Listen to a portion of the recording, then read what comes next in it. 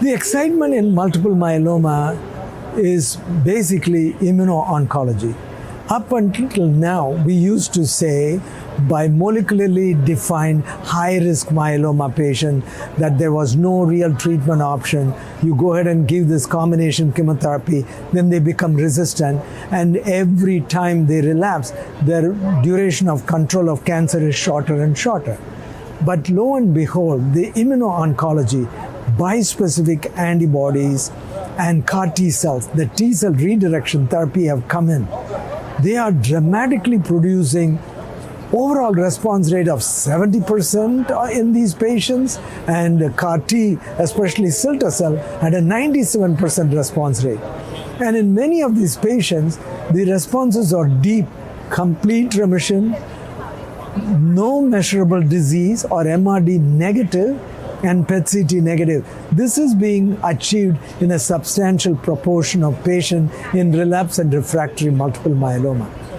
And not only that, we found that what we used to say, like deletion TP53, it's known to be a bad high-risk disease marker, not only in myeloma, in lymphoma, in leukemia.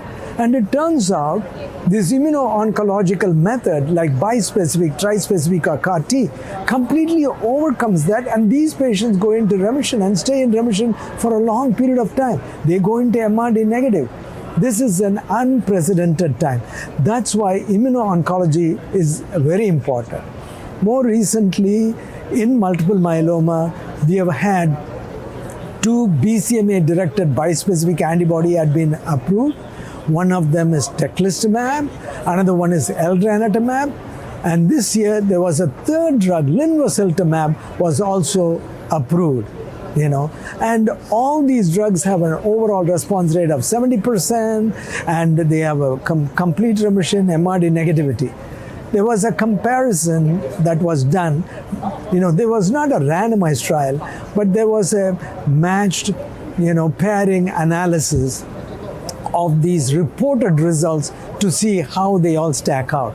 There were a couple of advantages for linvoseltamab. Number one, they are done weekly and during the step-up dose, and their hospitalization is only for 24 hours or less.